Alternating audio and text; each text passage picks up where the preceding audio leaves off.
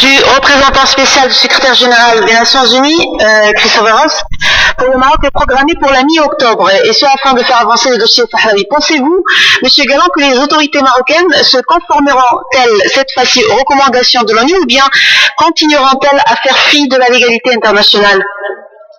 Vous savez, les autorités marocaines, en faisant fi de la légalité internationale, en retardant l'ensemble du processus référendaire, font en sorte qu'elles puissent poursuivre leur politique d'occupation du Sahara occidental, poursuivre leur exploitation de ressources naturelles des Sahraouis et tenter de persuader la communauté internationale qu'il n'y a pas d'autre solution que l'autonomie ou l'intégration du Sahara au Maroc. Donc ce n'est pas en comptant sur la bonne volonté ou les bonnes intentions du Maroc qu'on fera avancer ce dossier. La seule manière de faire avancer le dossier, c'est de permettre à M. Christopher Ross de remplir sa mission et d'exiger qu'il puisse la remplir pour faire rapport au secrétaire général et obtenir ainsi que les droits fondamentaux du peuple sahraoui soient respectés, c'est-à-dire le droit à l'autodétermination. Oui. Pourquoi le Conseil de sécurité de l'ONU n'arrive-t-il pas à contraindre le Maroc à se conformer au droit international qui confère au peuple de disposer d'eux-mêmes? Bonne question, madame. Il faudrait pour cela se tourner vers la diplomatie française et savoir qui, au Conseil de sécurité des Nations Unies, finalement, empêche l'extension du mandat de la MINURSO aux droits de l'homme et aux violations des droits de l'homme dans les territoires occupés, empêche en fait tout le progrès dans le processus d'autodétermination du peuple sahraoui. Il faudrait demander peut-être à l'Espagne aussi de revoir sa position, qui est une position qui date de l'époque franquiste, à l'époque où ils ont signé ce fameux accord, qui est un accord qui n'a jamais été reconnu par l'ONU, qui est celui du 15 novembre 1974. Donc vous accusez la France et l'Espagne en fait de retarder le processus d'autodétermination.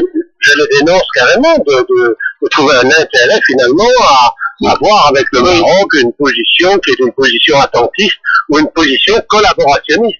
Les rapports et témoignages accablent les autorités marocaines concernant les dérapages et violations des droits de l'homme dans le territoire sahraoui.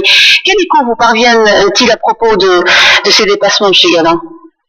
Mais écoutez, effectivement, l'ensemble des grandes organisations internationales des droits de l'homme, l'ensemble des organisations qui ont fait des missions parlementaires, etc., qui ont été dans le territoire, conviennent toutes de la violation caractérisée des droits de l'homme dans les territoires occupés, conviennent toutes de la manière tout à fait anormale dont se comporte l'occupant, c'est-à-dire en violation des 4e conventions de Genève.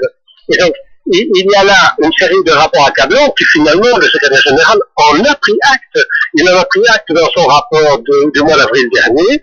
Il a également déclaré que sans un progrès réel dans les négociations pour essayer de trouver des solutions à ces questions de violation des droits de l'homme, à ces questions de manque d'avancement dans le dossier tel qu'il est proposé par les Nations Unies, c'est-à-dire un processus référendaire, s'il n'y a pas de progrès, le secrétaire général a dit, eh bien, nous allons prendre des mesures alternatives.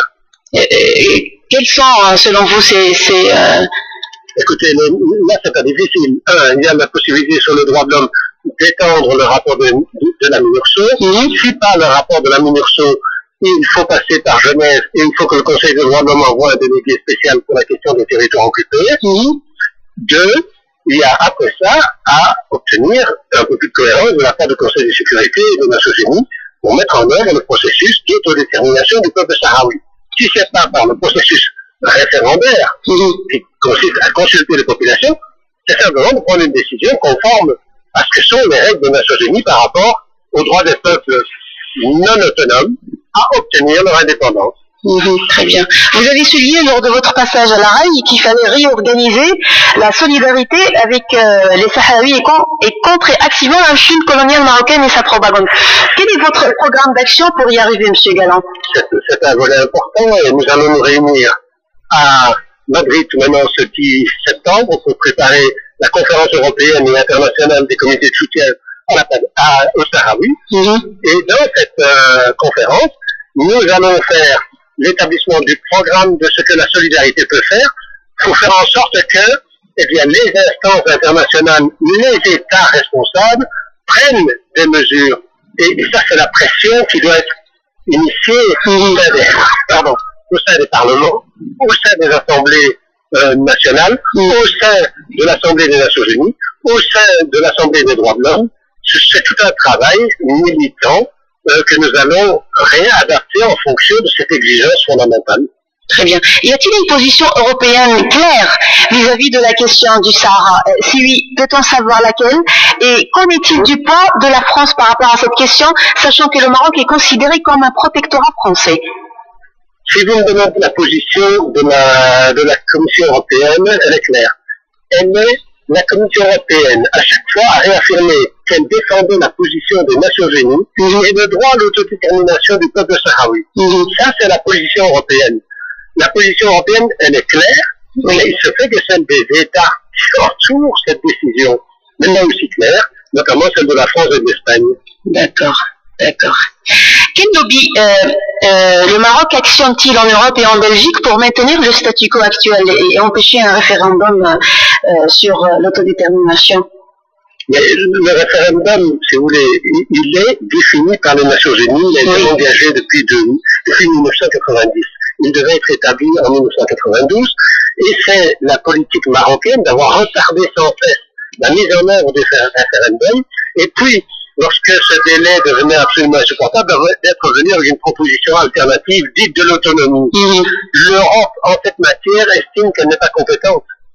Et ça, c'est grave, si vous voulez, parce que l'Europe pourrait, par des mesures s'agissant de partenaires privilégiés avec le Maroc, elle pourrait influencer et faire pression.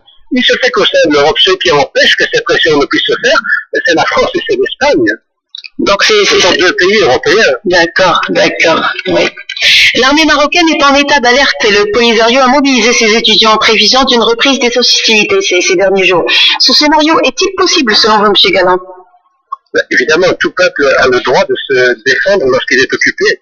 Tout peuple a le droit de prendre les moyens qui sont évidemment ceux dans le respect des conventions internationales. On n'attaque pas des civils, par exemple, mais s'agissant d'une occupation militaire, de reprendre les actions telles qu'elles étaient faites par le Front Polisario dans les années 70 et 80, c'est tout à fait pensable et possible. Donc, il faut savoir que le Front Polisario est dans toute légitimité de reprendre la lutte armée que décèle traditionnellement, qui était l'outil des peuples sous occupation coloniale, et on ne peut pas empêcher le Front Polisario de recourir aux mêmes moyens, dans le cadre, bien sûr, d'une lutte pour l'émancipation de son peuple, et qui ne soit pas une guerre qui s'attaque aux civils marocains. Et ça, c'est clair qu'il y a un droit de la guerre. Les conventions de Genève, elles valent pour tout le monde, y compris pour le Front Polisario, et je tiens à dire qu'il l'a toujours respecté. Et vous pensez vraiment que le Maroc irait jusqu'à reprendre les hostilités? Il pourrait attaquer le Polisario? Le Maroc, lui, l'occupe, point.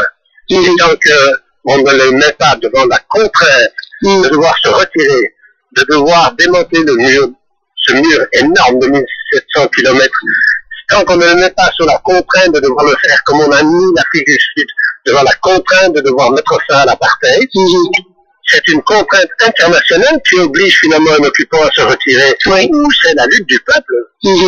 Voyez-vous? Donc il n'y a pas de deux moyens, ou bien c'est les mesures prises par la communauté internationale pour forcer l'occupant à se retirer et à respecter le droit international, ou bien c'est la lutte populaire telle qu'elle a été engagée par l'ensemble du peuple colonisé, et les Algériens en savent ce que c'est, en savent quelque chose, et nombre de peuples africains ont mené ces luttes de libération coloniale. Ces luttes de libération, ici il s'agit à nouveau d'une lutte de libération coloniale. Merci beaucoup, M. Galland.